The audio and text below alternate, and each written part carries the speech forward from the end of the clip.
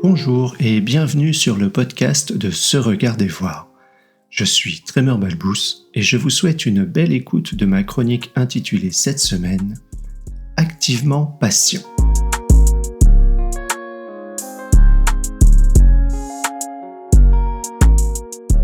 Activement patient, une conjonction de mots qui pour beaucoup de personnes relève de l'absurdité. Tremor, ce n'est pas en ne faisant rien que les choses vont aller mieux. Ou Tremor, je n'ai pas vraiment le temps ou le luxe de ne rien faire. Ce sont des réponses régulières à mes invitations à la patience active. J'essaie de comprendre quelles interprétations la personne fait de ces deux mots réunis. De mon côté, je porte la croyance, alimentée d'expérience, qu'être activement patient est très différent de ne rien faire. Être activement patient, c'est de façon active, consciente et intentionnelle.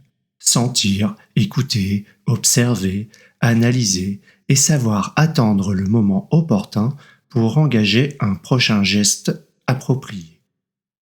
Ne rien faire de façon active, consciente et intentionnelle, c'est justement faire quelque chose. Et ce quelque chose consiste à prendre conscience de soi et des autres, percevoir son environnement, puis agir avec discernement au moment approprié. C'est développer une autre relation au temps.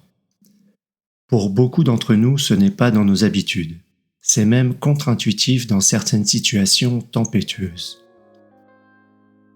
La surréactivité. Nous sommes entraînés à la rapidité et à la réactivité depuis notre plus jeune âge. Par exemple, je suis de ceux qui avaient une ardoise à la craie sur laquelle nous écrivions le plus rapidement possible le résultat du calcul mental énoncé par l'enseignant avant de lever joyeusement ou pas l'ardoise à bout de bras. Je n'avais pas de cours de méditation ou de toute autre forme de conscience active d'une quelconque forme d'inactivité physique évidente. J'ai appris à aller vite, pas à développer ma patience. Aujourd'hui, l'entraînement est à base de notifications, d'emails à répondre dans l'heure, d'heures supplémentaires ou de gestion de crise. Vous savez, les task force. Combien de fois cette semaine avez-vous entendu une phrase ressemblant à « Je dois vraiment prendre cet appel, c'est mon boss ». Les décisions d'hier, prises dans la précipitation, dans la surréaction, sont les incendies du jour qui me demandent de réagir à nouveau. Un cercle vicieux, une spirale sans fin. Si finalement je prends le temps de débriefer la situation, je m'aperçois bien souvent que beaucoup de décisions ou d'actions auraient pu attendre quelques heures ou quelques jours, et que celles-ci auraient été bien différentes. Lorsque je médite ou que je fais une marche du temps profond, je peux me rendre compte que l'absurde n'est pas cette conjonction de mots, mais bien l'urgence autogénérée d'une très grande partie de mes comportements. L'absurde est le rapport au temps déformé que j'entretiens. Les sources de cette surréactivité.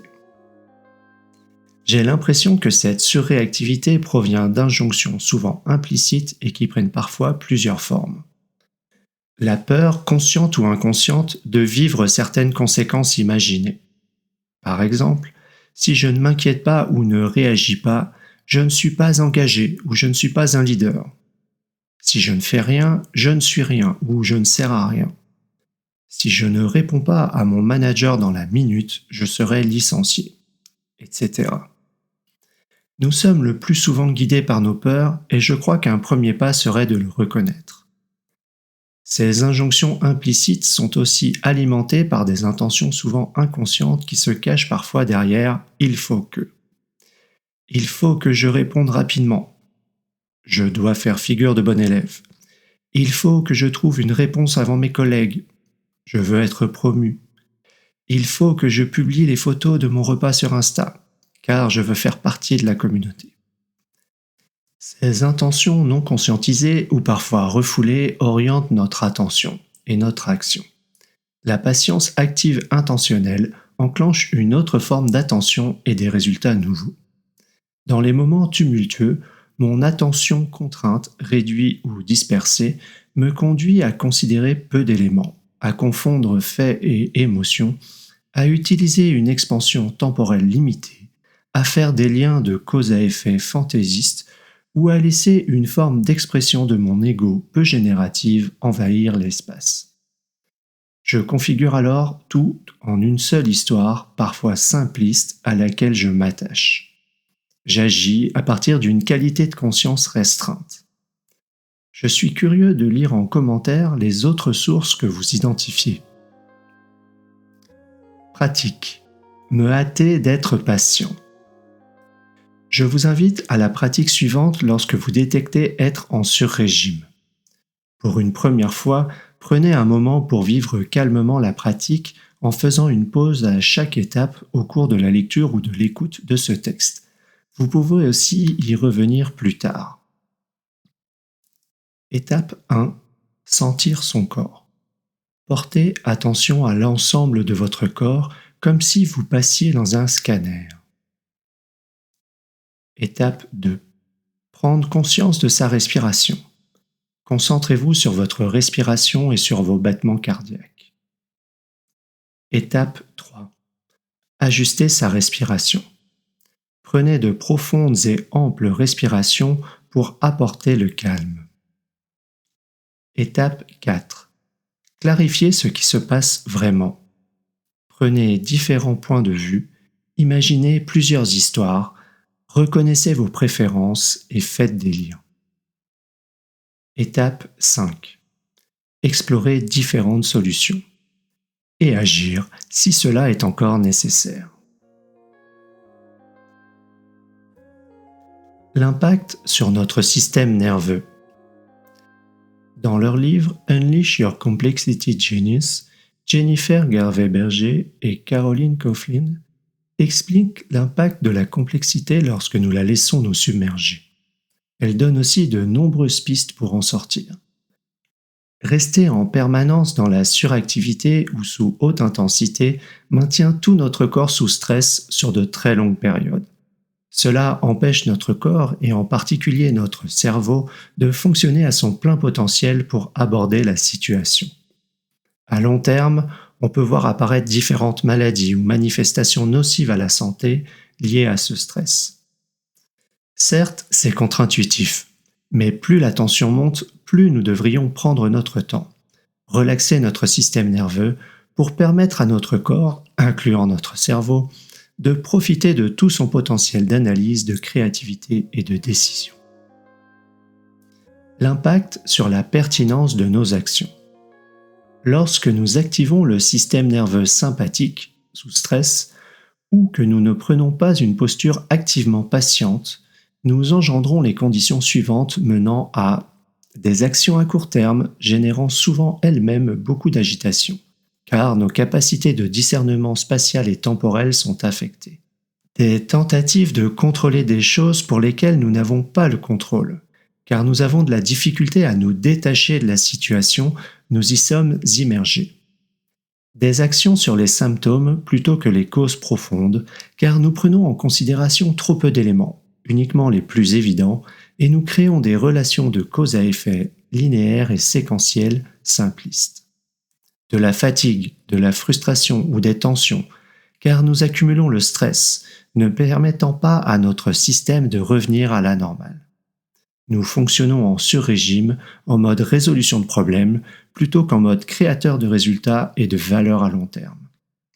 Lorsque nous persévérons à refuser d'être activement patients, nous engendrons les conditions permanentes de décision et d'action non pertinentes, voire dégénératives. À l'échelle d'un système, cela impacte toutes les personnes présentes, directement ou indirectement impliquées. Une seule personne suffit. Lorsque dans un groupe, même une seule personne prend du recul et interroge l'ensemble des participants, cela a des conséquences bénéfiques. Certes, elle est parfois ignorée et nous passons outre ses recommandations. Mais son influence existe. Elle a ralenti le flot de quelques secondes, de quelques heures ou de quelques jours. À plusieurs, nous pouvons nous entraîner et nous soutenir mutuellement à accepter l'inconfort initial de nous accorder consciemment du temps dans la tempête. C'est alors que la dynamique change. J'ai pris conscience, il y a longtemps, que je ne peux pas attendre que cette dynamique vienne des autres et qu'ils en assument la responsabilité. Cette prise de conscience ne rend pas les choses plus faciles. Mais je suis certain que ça commence par moi. Alors, je m'entraîne à m'accorder le temps de la patience active et j'invite ceux qui le souhaitent à y participer. Je vous attends pour pratiquer ensemble, se regarder voir et se voir regarder. Pour résumer, être activement patient est radicalement différent de ne rien faire. Notre intention, nos peurs, notre qualité de conscience sont les clés. Cela contribue à bénéficier de tout notre potentiel humain et une seule personne suffit et ça commence par moi. Tout comme on peut entraîner ses réflexes, on peut s'entraîner à être activement patient. Quel est votre entraînement ?